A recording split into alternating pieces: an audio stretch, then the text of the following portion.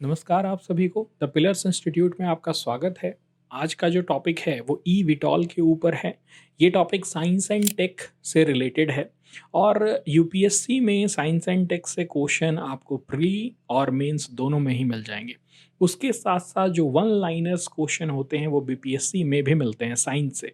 लेकिन इसका जो रिलेशन है वो एक तरह से आप देख सकते हैं कि स्पोर्ट्स से भी है। मैं बता रहा हूँ कैसे।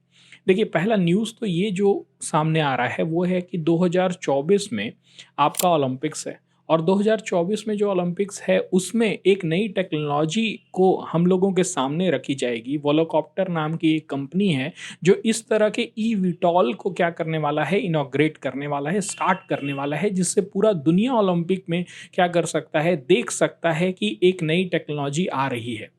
देखिए, यूपीएससी के स्टूडेंट होने के नाते या फिर स्टेट पीसीएस को आप लोग देने वाले हैं, आपका जो रुझान होना चाहिए वो नए नए टेक्नोलॉजीज़ के ऊपर ज़रूर होना चाहिए। चाहे आप आर्टिफिशियल इंटेलिजेंस की बात करें, चाहे आप इस तरह के टेक्नोलॉजी ई विटॉल की बात करें या ग्रीन हाइड्रोजन, न्यूक्लियर फ्यूज़न, ये सबसे यूपीएससी और स्टेट पीसीएस क्वेश्चन पूछते रहते हैं। बस यही अंतर है कि यूपीएससी के जो क्वेश्चंस होते हैं उसमें कुछ परतें रहती हैं और जो स्टेट पीसीएस के क्वेश्चन रहते हैं वो वन लाइनर रहते हैं। फॉर एग्जांपल, एक आपको एग्जांपल से समझाने की कोशिश करते हैं कि जो पिछला ओलंपिक हुआ था 2016 की मैं बात कर रहा हूँ, उसके बाद फिर एक एग्ज़ाम हुआ था झारखंड में जेपीएससी का।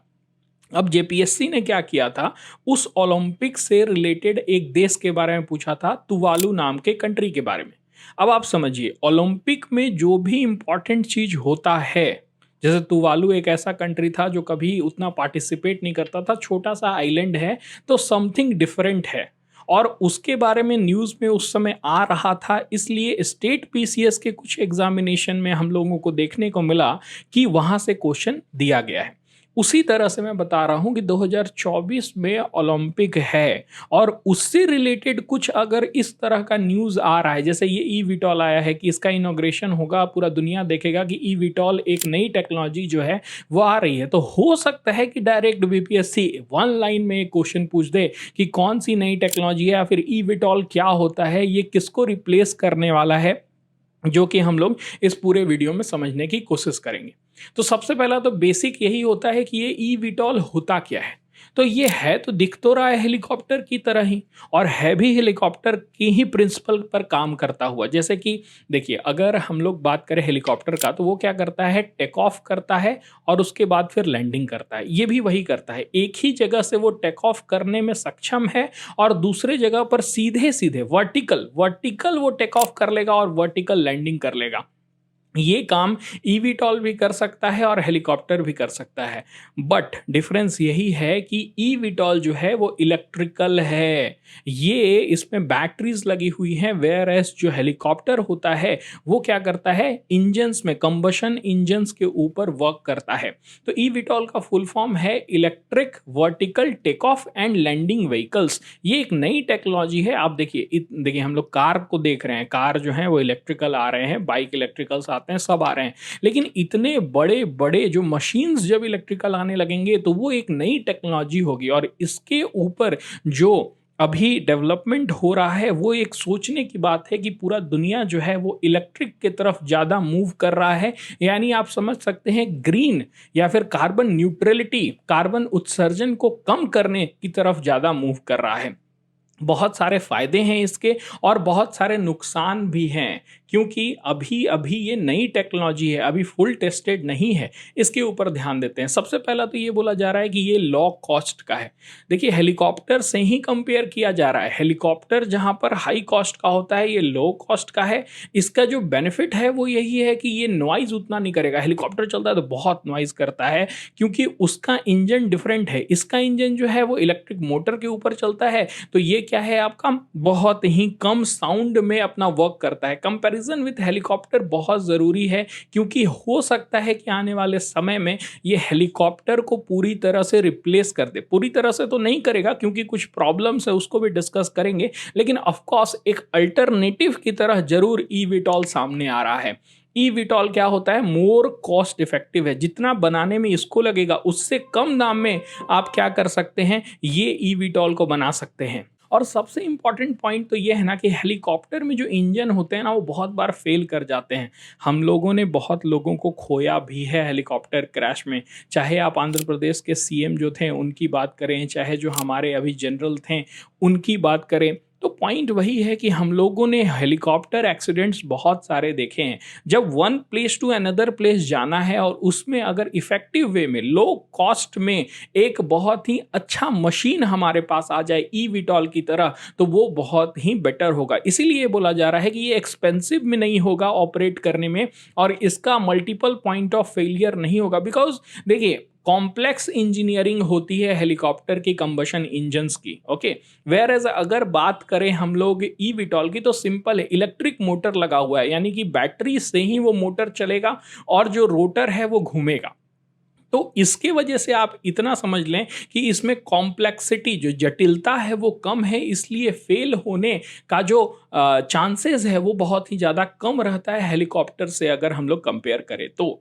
नेक्स्ट पॉइंट ये देखते हैं कि मार्केट पोटेंशियल क्या है, क्या सब लोग इसको अपनाना चाहेंगे। पहले तो मैं एक प्रॉब्लम बता देता हूँ। प्रॉब्लम यही है कि हेलीकॉप्टर बहुत ही ज़्यादा वजन ले जा सकता है, वेयर एज इलेक्ट्रिकल जो होगा वो उतना ज़्यादा पावरफुल नहीं होगा, क्योंकि उसके लिए आपको बहुत बड़े बड़े बैटरीज लगेंगे, और इतने बैटरीज पावरफुल अभी तक नहीं है कि आप उनको मिलिट्री यूज में ला सकें। जैसे कि हेलीकॉप्टर क्या होता है ना, एक जगह से दूसरे जगह तक, आपने देखा होगा 2 रोटर्स वाले हेलीकॉप्टर्स देखे होंगे, या फिर जो भी हेलीकॉप्टर होते हैं ना जो मिलिट्री यूज करती हैं, वो हैवी इक्विपमेंट को एक जगह से दूसरे जगह ले जाने के लिए भी काम आते हैं।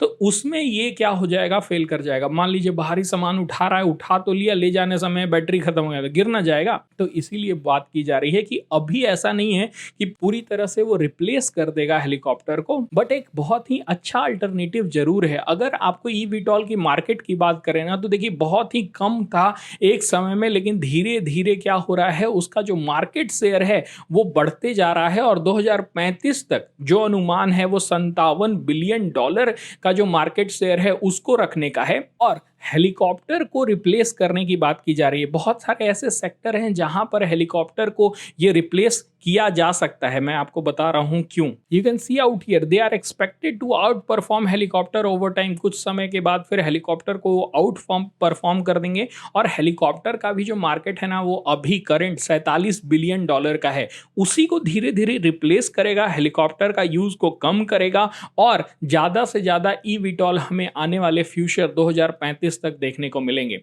खासकर urban air mobility. Urban air mobility मतलब ये हो गया ना कि मान लीजिए पटना से आप उड़े और सीधे दिल्ली पहुंच गए, और ऐसा आप कर सकते हैं अगर मान लीजिए कि मेडिकल सर्विसेज के लिए करना हो, चाहे मान लीजिए कि बड़े बड़े जो कॉरपोरेट ऑफिसर्स होते हैं ना वो इसका यूज कर सकते हैं, और नेता लोग तो जितना प्रचार करना है वो ई विटॉल में ही कर सकते हैं, क्योंकि शॉर्ट डिस्टेंस के लिए सबसे बेहतर होगा। नेता लोग को आप देखते ही हैं कि कितना हेलीकॉप्टर यूज करते हैं। एक बार बिहार में हेलीकॉप्टर आ जाता है, चारों तरफ जो लोग हैं वो जुट जाते हैं, और ई विटॉल तो काफ़ी ज़्यादा अच्छा भी दिखता है। एडवांटेज क्या है ई विटॉल के, उसके ऊपर बात कर लेते हैं, क्योंकि मेंस में यहाँ पर आप डाल सकते हैं कि जब इलेक्ट्रिफिकेशन कर रहे हैं आप, दुनिया में कार्बन न्यूट्रलिटी की तरफ जा रहे हैं, कार्बन उत्सर्जन कम करना है, तो उसमें आप व्हीकल्स में जो टॉप एंड व्हीकल्स है, हेलीकॉप्टर है, उसको भी आप ग्रीन कर सकते हैं। देखिए इसका एडवांटेज यही है कि आप क्या करेंगे, कार्बन उत्सर्जन कम करेंगे, इलेक्ट्रिकल प्रपोजल पर चलता है और सेफ ऑपरेशन है। हेलीकॉप्टर में जटिलता ज़्यादा है, मैंने बताया ना, वो गिर जाएगा, इसमें कम चांसेस हैं गिरने के, पहला पॉइंट। दूसरा, मेंटेनेंस कॉस्ट बहुत कम है। हेलीकॉप्टर का मेंटेनेंस कॉस्ट बहुत होता है, इसका कम होता है, क्योंकि ये ट्रेडिशनल इंजन पर काम नहीं करता है, ये इलेक्ट्रिक मोटर पर काम करता है। तीसरा क्या है, potential for low operating cost. अब देखिए जब हेलीकॉप्टर का आप यूज करते हैं एक जगह से दूसरे जगह तक ले जाने के लिए, तो उसमें जो फ्यूल लगता है वो डिफरेंट क्वालिटी का होता है, उसका कॉस्ट बहुत ही हाई होता है। ये इलेक्ट्रिसिटी पर चल रहा है, इसमें कोई डिफरेंट बिजली नहीं लग रही है, जिसका कॉस्ट कुछ बहुत ही ज़्यादा डिफरेंट होगा। इसीलिए जो कंपटीशन ये देगा हेलीकॉप्टर को प्राइस पॉइंट पे, वो बहुत ही ज़्यादा सस्ता हो सकता है over a long period of time. ऐसा नहीं कि 3-4 ही आप क्या कहते हैं ईवीटॉल रखे हैं और उससे बहुत ही अच्छा इनकम हो रही है। जी नहीं, आप जब तक ले इसका स्केल को बढ़ाएंगे नहीं ना, तब तक ले इससे प्रॉफिट जो है वो आना मुश्किल होगा। और जब तक ले ये फेरीज नहीं करेगा, मतलब दिल्ली के से पटना गया, पटना से फिर दिल्ली आएगा, जब तक ये रूट नहीं चालू करेगा ना, तब तक ले इसको क्या होगा, ज्यादा फायदा होने वाला है नहीं। यूज केसेस की ही बात कर रहे हैं, उसको थोड़ा सा और बढ़ा देते हैं, इसको कहाँ कहाँ यूज होगा।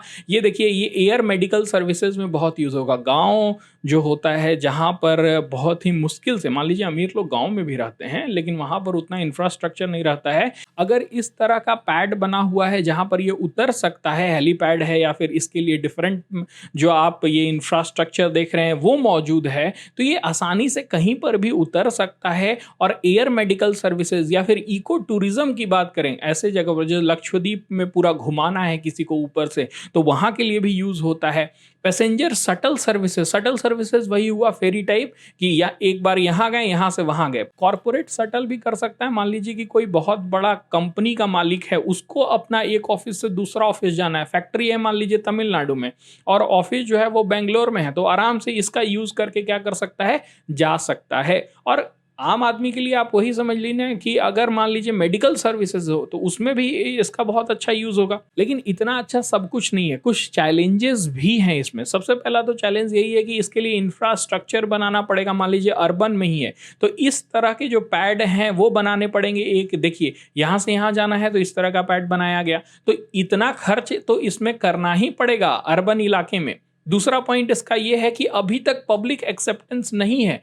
गिर जाएगा तो मान लीजिए मुझे ही बोला जाए बैठने के लिए, कहाँ से बैठेंगे, डर लगेगा, गिर जाएगा। तो पब्लिक एक्सेप्टेंस जब तक ले नहीं होता है तब तक ले इसको नहीं यूज किया जा सकता है। मैं इसलिए भी बता रहा हूँ क्योंकि एक नई टेक्नोलॉजी आई थी ना अभी, जो टाइटैनिक को दिखाने के लिए समुद्र के अंदर तक ले जा रही थी, और उसमें क्या हुआ, उसमें ब्लास्ट हुआ, वो अंदर ही सिकुड़ गया, इंपल्सन हुआ और उसके वजह से जितने सारे भी अंदर थे वो मर गए। तो नई टेक्नोलॉजी को एडप्ट करने में थोड़ा समय लगता है, लेकिन इस ऐसा नहीं है कि यूपीएससी यहाँ से क्वेश्चन नहीं पूछेगा। यूपीएससी आपका क्वेश्चन पूछ सकता है। इंफ्रास्ट्रक्चर डेवलपमेंट की नीड है, सर्टिफिकेशन अभी तक जो सरकार है वो अलाउ करेगा तब ना, तो अभी थोड़ा समय है लेकिन टेक्नोलॉजी नई है।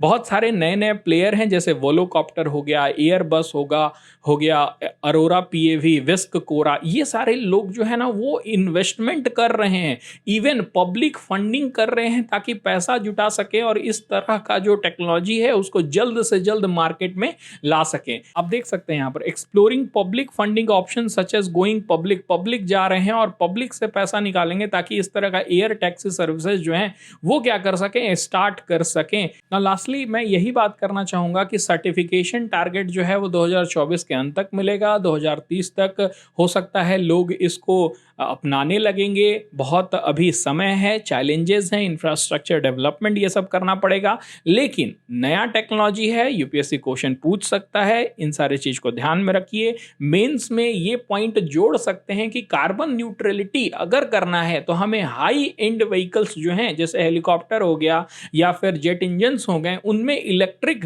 जा सकते हैं। हालांकि अभी जेट इंजन में इलेक्ट्रिक जाना तो ज़्यादा अभी उतना टेक्नोलॉजी तो नहीं बढ़ा हुआ है, लेकिन जब हेलीकॉप्टर को इलेक्ट्रिक बनाया जा सकता है, ईवीटॉल लाया जा सकता है, तो हो सकता है आने वाले फ्यूचर में जो जेट इंजन हैं उनको भी इलेक्ट्रिक बना दिया जाएगा।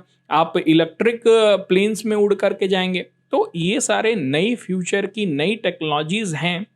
आने वाले कुछ समय में हम लोग आर्टिफिशियल इंटेलिजेंस के ऊपर भी एक वीडियो लाएंगे। सो आप क्या करिए, लाइक, शेयर और सब्सक्राइब जरूर इस चैनल को करिए, क्योंकि हम लोग जो भी टॉपिक यूपीएससी और स्टेट पीसीएस के लिए इंपॉर्टेंट हैं उसके लिए वीडियो जरूर आपके लिए लेके आएंगे। That's it for this video. Thank you.